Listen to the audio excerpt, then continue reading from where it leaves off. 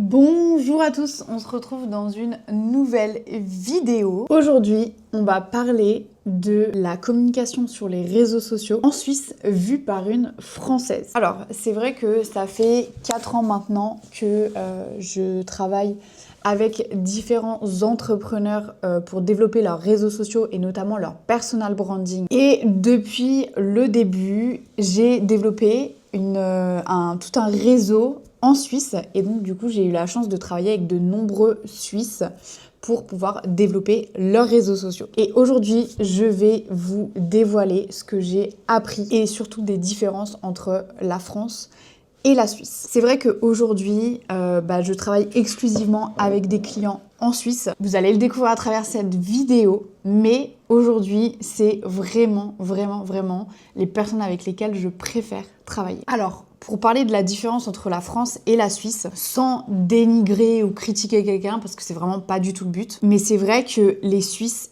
ils ont une rigueur et une précision qui tiennent vraiment à la lettre. Et j'ai déjà eu beaucoup de soucis, par exemple, de confiance, même tout ce qui concerne les règlements avec des clients en France. Je n'ai jamais, au grand jamais, je touche du bois, eu de problème avec des paiements ou des choses qui étaient contractualisées, des choses sur lesquelles j'ai eu des soucis avec des Suisses. Vraiment, jamais. J'espère que ça n'arrivera jamais.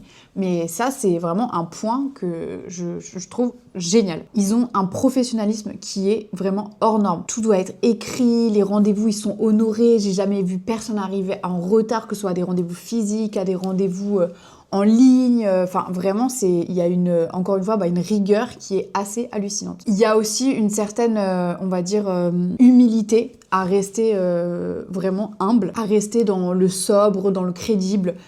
C'est souvent des personnes qui n'ont pas du tout envie d'utiliser, on va dire, des codes sur les réseaux sociaux, notamment par exemple ce qu'on a l'habitude de faire sur YouTube avec des titres qui sont assez putaclic et des choses comme ça. Les Suisses, ils sont pas du tout comme ça. Ils sont vraiment dans le sobre, dans le vrai, et ça colle entièrement avec ma personnalité, et c'est pour ça que j'adore ça. Ensuite, pour vous parler plus globalement de la com digitale en Suisse, ça m'a surpris parce que je trouve qu'il y a vraiment une importance de confiance que je retrouve pas forcément avec la France. Il n'y a pas de promesses qui sont exagérées, ou alors des choses encore à prouver, et ça, je trouve ça génial. Il y a vraiment une confiance mutuelle qui se fait du côté du client comme du côté du prestataire, et ça, souvent, on va dire que c'est un petit peu négligé du côté du prestataire, en tout cas. C'est souvent le client qui est roi et tout ça.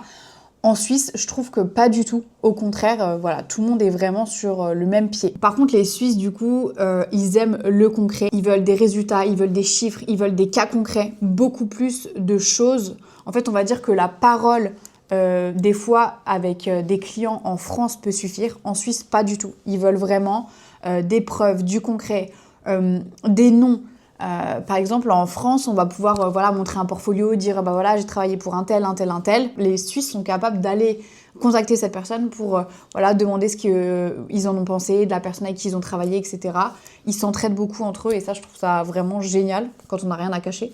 Je parle pour certaines personnes, mais franchement, je trouve ça trop bien. Il y a un style aussi que j'appellerais un peu plus corporate qu'en France. C'est pour ça aussi, je pense que LinkedIn fonctionne beaucoup mieux en Suisse par rapport aux autres réseaux, parce que ils sont vraiment sur un côté très pro, et il y a vraiment moins ce côté mise en avant perso. Maintenant, j'aimerais vous parler des points forts et aussi des points faibles, entre guillemets, ou au moins des points, on va dire, à améliorer. Le point numéro 1, je pense que c'est la crédibilité. En fait, on va croire très facilement, du coup, une marque en Suisse. Je pense que de ce fait qu'il y a énormément de confiance, etc., les gens, justement, pensent que dès qu'une marque ou un dirigeant dit quelque chose, on le croit vraiment, beaucoup plus intensément que quelqu'un, par exemple, qui serait en France. Je parlerai en deuxième point de la cohérence. Il y a moins de storytelling, mais du coup, il y a plus d'alignement en termes de valeurs. Je trouve qu'à partir du moment où un Suisse, il a des valeurs, il dérogera pour rien au monde, même si ça va lui permettre de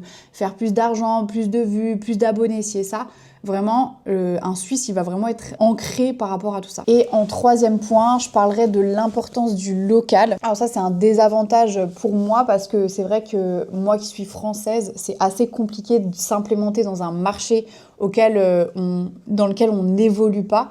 Alors moi, j'habitais avant, en tout cas, proche de la frontière suisse, à proximité de Bâle, mais quand même pas en Suisse. J'avais quand même pas un plus 41 sur mon téléphone et donc du coup pas suisse exactement. Mais c'est vrai que les Suisses sont très attachés au local, aux références locales. Et donc du coup c'est, on va dire, tout un écosystème qui fonctionne très bien entre eux. C'est difficile d'entrer dedans.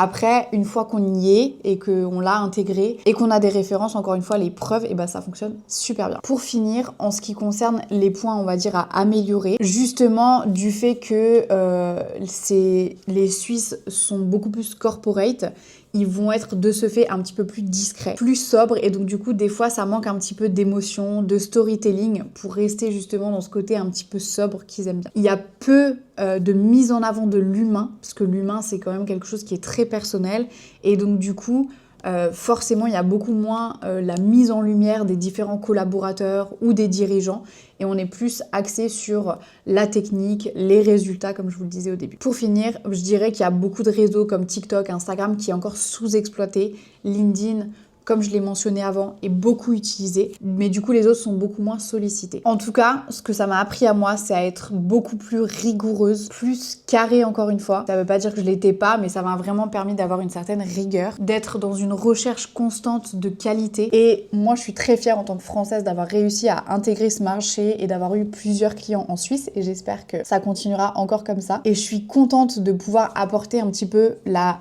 touche française, en tout cas aux différents entrepreneurs, au personal branding des différents entrepreneurs en Suisse, avec un brin de créativité, un peu plus de storytelling et plus d'audace, sans pour autant changer leur vision ou leur personnalité, parce que ça, c'est très important. Pour conclure avec cette vidéo, je pense que la rencontre entre ces deux cultures, pour le côté suisse avec la rigueur et le côté français avec un petit peu plus de créativité et d'audace, c'est super puissant, et pour moi c'est vraiment le mélange parfait. En tout cas, si vous êtes suisse et que vous me regardez, je vous encourage à oser encore plus et à mettre un brin de créativité dans vos communications ou dans votre personal branding pour évoluer sur les réseaux sociaux et faire exploser votre business. En tout cas, si vous avez besoin d'aide pour développer vos réseaux sociaux en Suisse, vous savez qui contacter. À bientôt. Ciao, ciao.